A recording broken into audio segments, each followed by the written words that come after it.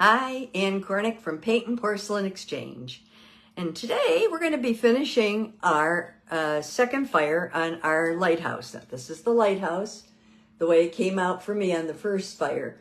And while it looks very well done and probably pretty well completed to a lot of you, this is the final product. And I think the final product is much darker, has a lot more depth and shadow to it, especially along the lighthouse. I will show you how to create, I don't know if you can see it, but kind of a brick effect on that lighthouse, and how to put all the different shadows and things in that we need to. We have the baby blue. This is a tan, which I like on the sand as kind of a shadow. This is the old ivory, which you may not be able to find anymore, so just use regular ivory. This is Copenhagen. There's not much there, but we don't need much because we're basically going to just do the water. The last one is the rich brown. Then down below it here, I have white, warm brown, green, black, and a shading brown, which is my medium brown. It can be any color you want it to be. This, you see there's only a smidge there. That's my orange. It's South Brown. This is shining green. Now, I ran out of grass green. I like grass green. Moss green, grass green, shining green. All these different greens, they all look about the same. Look at that. If you didn't know any better, wouldn't you think that was moss? And then next to it, I had egg. So remember that if you don't have the exact color, it really doesn't matter. You don't have to have the exact color. Anything close will do. And in this case, I'm substituting shining green for regular green. You also need to sign your name on this time, if you haven't already. And I like this kind of a pen. I don't know how many of you use it, but the key is to have a nib that is good and in good condition. If your point is flat or non-existent, then you don't want it. So keep that in mind. You want a real nice point on your pen. Okay, we're going to get started. One of the things on this fire that I will finish it off with is the edge. I wanted to match these plates that I did last year, and they have, this is baby blue, and this is baby blue, but just one fire. I just wanted something to give it a little bit of something. So. All right, the first thing I'm going to do, I'm also going to use, of course, my filbert, because I use it for the sky. I'm going to start with my baby blue, just a full load, and just start going around and adding the blue. The reason I do the blue first is because I want to do the background. I want to get behind my shrubbery and make sure that it's the same color blue as everything else. So I'm going back there and getting the color in. And then I have to decide where I've left my clouds. And, okay, doing this. And just do it real quick. Now, this is a second coat. I said that my border will be a single coat of baby blue, and it will be. So that's why I'm putting the second coat on here. I want the plate to be a darker color, so that it differentiates itself from the border. I don't want it to match the border. I don't like this thing here, so I'm just going to get rid of it. There we go. That's the other thing. You can correct a lot of things that you don't like when you're painting your second fire. And I'm turning this so I can get along the side of the lighthouse without necessarily getting my colors in the lighthouse. You want the blue behind this. You don't necessarily want the, you want it to stay that color, but when you put the black over it, it'll be fine. And I brought the blue down along the side just because I think it's kind of cool. I'm breaking up these clouds. I think they're a little too intense. So this is your final chance to make any changes that you want to make to anything you don't like. So if you don't like your clouds, you can completely cover them over. If you like them, you can paint around them and exaggerate them. But whatever you do, make sure that you kind of, even though you're doing a fluffy kind of background, I'm using C strokes to put in my sky. I do go through with my brush and hold the very tip of it and just do a little bit of shading there. Okay. Yeah, I kind of like that. Alrighty, I'm going to clean my brush. We're going to come down now and do the sand. My sand, compared to the second fire of the sand here, this is a lot darker than this is. So I want to make sure, oh here, I'll hold it up a little higher. I want to make sure that that they both look the same. So I keep the second plate in front of me. Now I'm making a set of 4. So that's the reason for this. And I'm using my old ivory and I'm going in. I'm going to mix a little egg with it. I think it adds a little color to the sand and makes it a little more pleasing to the eye. Okay, and I'm going over things because it doesn't matter at this point if I go over things. Okay, now I'm going to take my little Q-tip and I'm going to start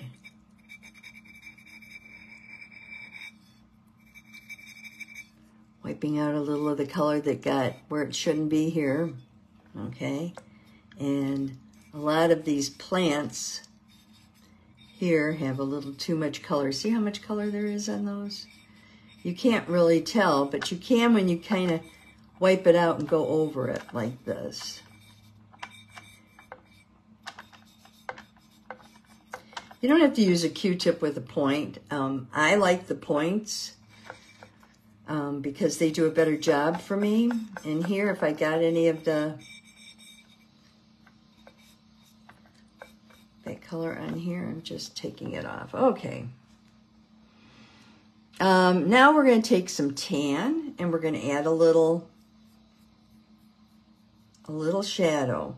We want this to be a hill, kind of a path. And so I'm using the tan, which is actually a little bit darker than the ivory, to create that path. I also want a little bit of tan back in here. Probably going to put almost a brown in there eventually, but just to see and just to get some of my shading in. It's important if you have, put a little shading, oops, that's a little too much. Put a little shading there and there.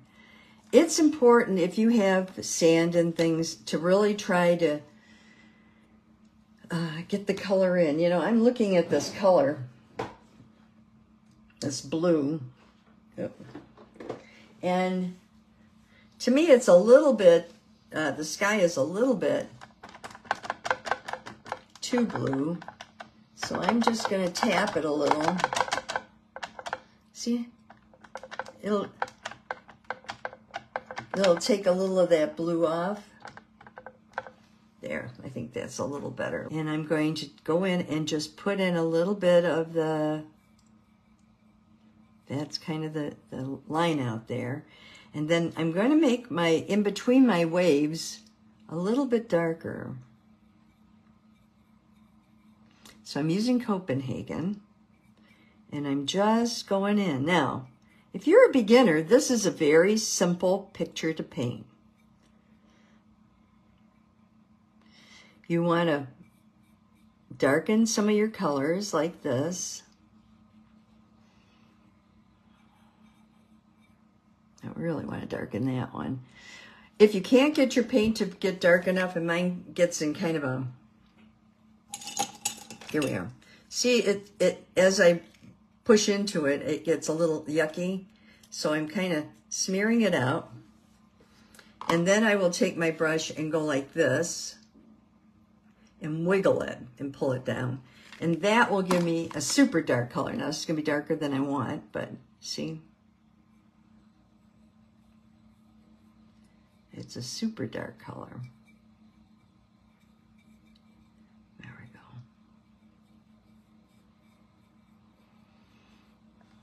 Okay, now the other thing with your waves is you can take your pointed guy here and kind of, remember they're big at one spot and then they kind of trail off. Yep, I need a little more blue. right here. And I think I'll just put blue in there. Maybe a little blue right there. Okay. In fact, I don't know if I want waves that close to the shore. I might just get rid of them. So see, you can do whatever you need to do. Okay.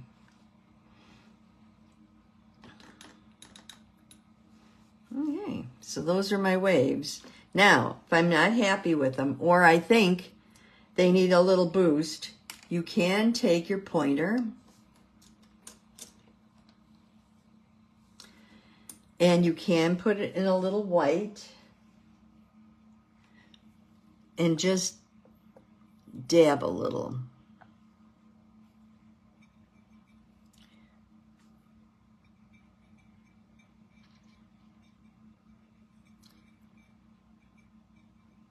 It'll add a little texture.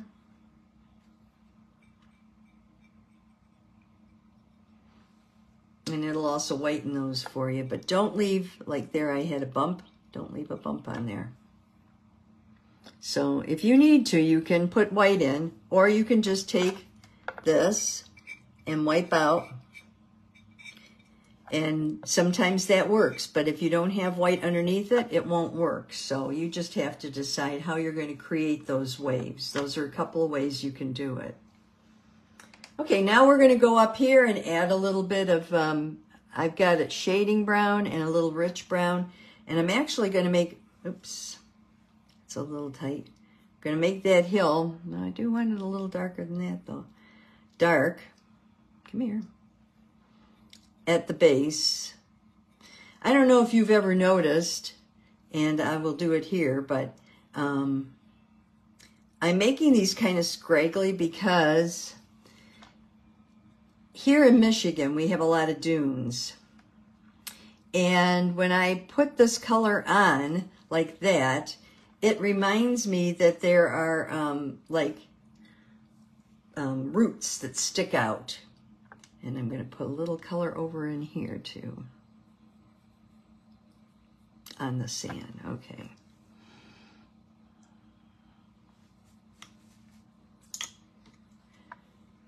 Have you been to Michigan? Have you seen our dunes? Our dunes are gorgeous. They're everywhere. Now I'm going to take my scroller and I'm going to roll it around in my rich brown. I'm going to turn this upside down because it'll be easier for you to see. And I'm just going to start, oops, that's a little too thick. Love these Q-tips. They push, push, push to get the color back. There we go. And I'm just going to skip along. These are the little trees. We have in Michigan very scraggly trees. This is a Michigan lighthouse. That's why I'm talking about Michigan, if you're wondering. And this is pretty typical of the kind of growth that we see in Michigan. It's very sparse because it doesn't get a good handle on the dirt, and very windblown, kind of all the same direction, coming over the same way. And then, oh, let me do this here. And then down here, I'm going to put some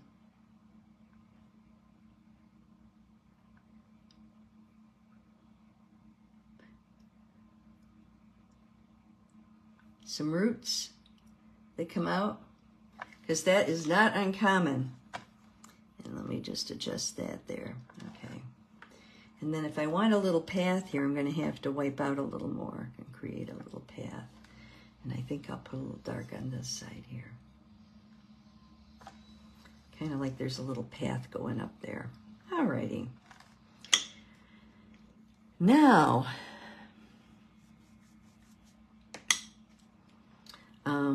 I'm going to paint the lighthouse next. The reason I'm painting the lighthouse next, and then I'll come back and do all the green, is because there's green along the bottom here.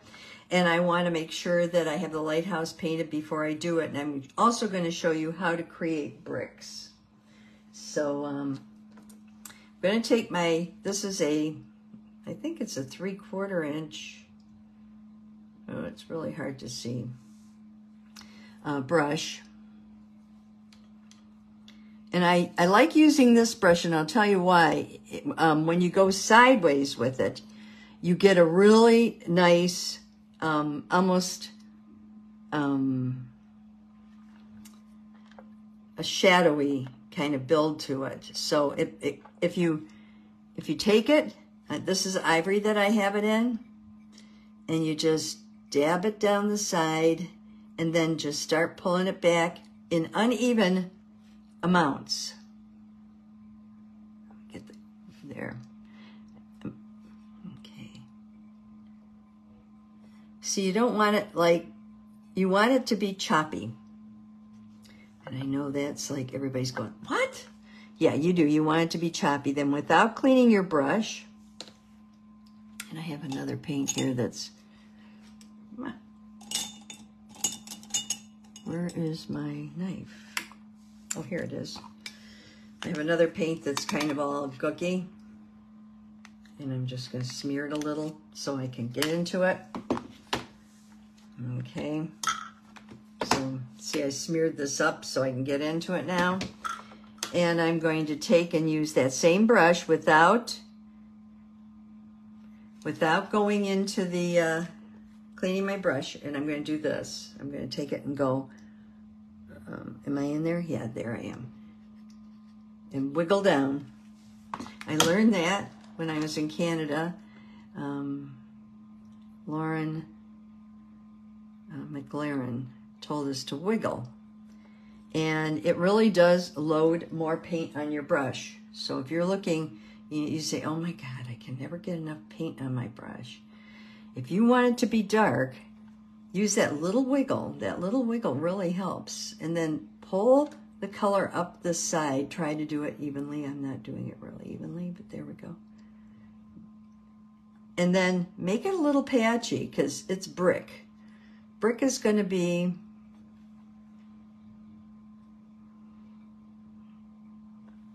okay. And then you're going to take this and go down this side just to give you, do it real lightly, right on the end, just to give you a little separation. Now, I'm pretty happy with that. Now the secret of the brick. Oh, I think I want a little more here at the bottom. Hang on. I think I want a little more here. Okay. Okay, good. You're going to take pointed Q-tip, and you're going to start at the top.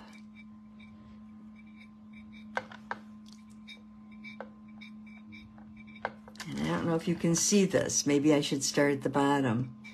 You're going to put a row and then little bricks in between. Use the side. See where it's dark there? Here, you want them to be straight. Can you see what I've done there? You're creating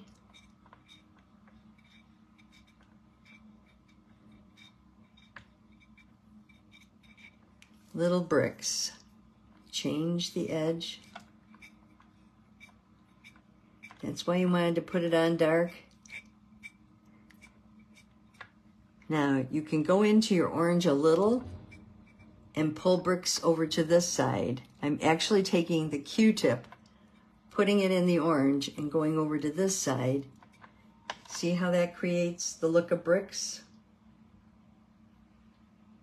Okay, and then I'm wiping out down here. So on the orange side, you wipe out. On the other side, you just dip it in your paint and add a little. And that gives you a really nice, here, these two should not be right in the same, there. That gives you a really nice look of bricks on that tower, and it's so simple to do. And it's just using a Q-tip. Okay, now I'm going to go to my scroller. Go to my black, roll my scroller, and this is let me show you what I mean by that. Here's the black. I'm just rolling the scroller in the black. That's exactly what I'm doing. I'm going to turn this upside down. Always best to paint towards yourself. And I'm going to start doing these.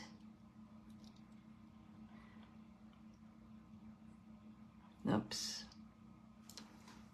Hang on, I got off center here.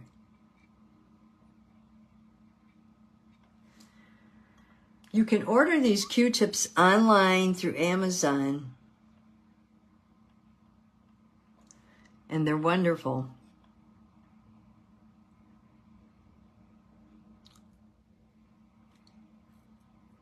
Now, don't go over things if you don't need to. Here I need to, because I need to bring this up to touch the top. See how I didn't quite get it up to touch the top? Okay, now here I made a little outside the line thing, so there. There, okay. Alrighty, and then the last thing I do are the windows, because some of them need a little help. This one's pretty good. I'm only doing where I need it. This is second fire.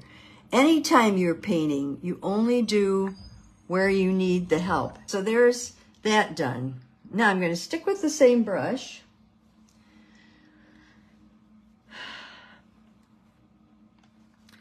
I'm going to pull, just need there. Okay.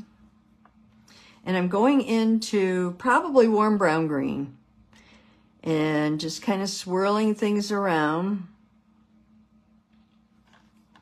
And I'm going to go down here and start pulling out little grass down here. Not a lot. You don't need to do a lot. Just a little.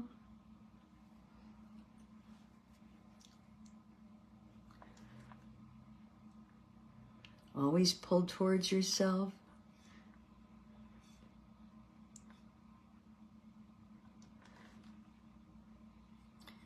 And if you don't like the way they look, there are other options. I'm going to make this a little greener down in here. There we go. What are the options? You get your Q-tip out and you go back. See how I did that?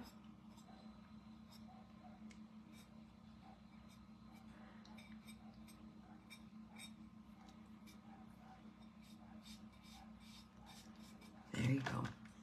Okay, and now the last green is going to be for the trees, and I'm going back to my warm brown green. You notice I'm putting, if you can see, I'm putting kind of a half circle on the bottom of it, like a C on the bottom of the leaves that I've already done, so that it just helps them stand out a little. Gives them a little form.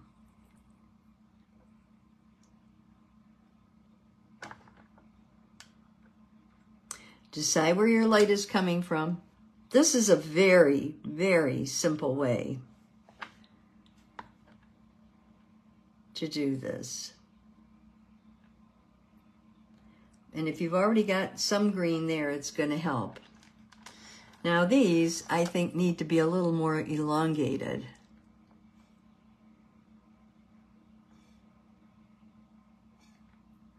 Oh, not quite that elongated. No, no. Let's get this guy off of there. Okay. Okay. That's pretty much the whole lighthouse. I'm going back to this brush, my filbert, and I'm just going to make sure it's clean because I'm going to do the border. The border is very simple to do. I'm just going to take the blue, put it around, and start pulling. Okay, let's get more color up here. And then we'll just keep whipping it out.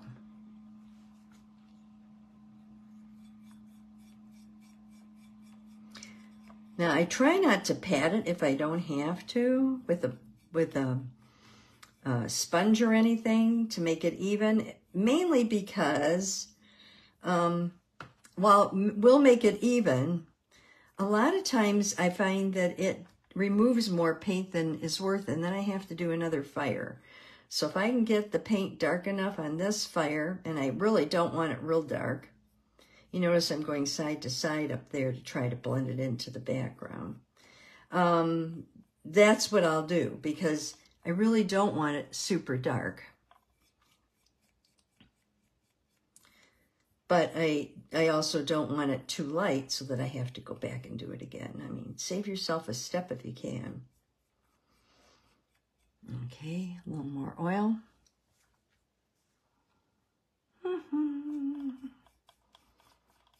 Real simple finish. And let it go right up into the sky. The sky has 2 coats, so it should stand out on its own. This will only be 1 coat. Try to use long strokes, light strokes, and then if you have a turntable, go back and do like I'm doing, feather all the way around to make sure that you get those nice even strokes in.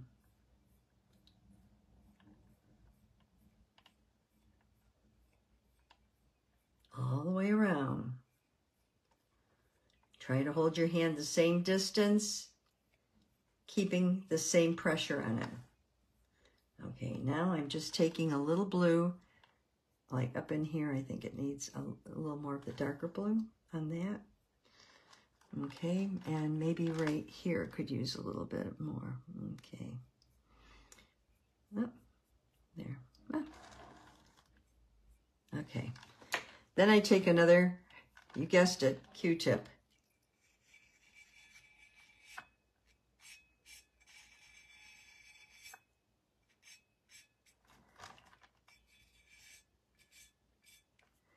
And I just try to keep the, oh,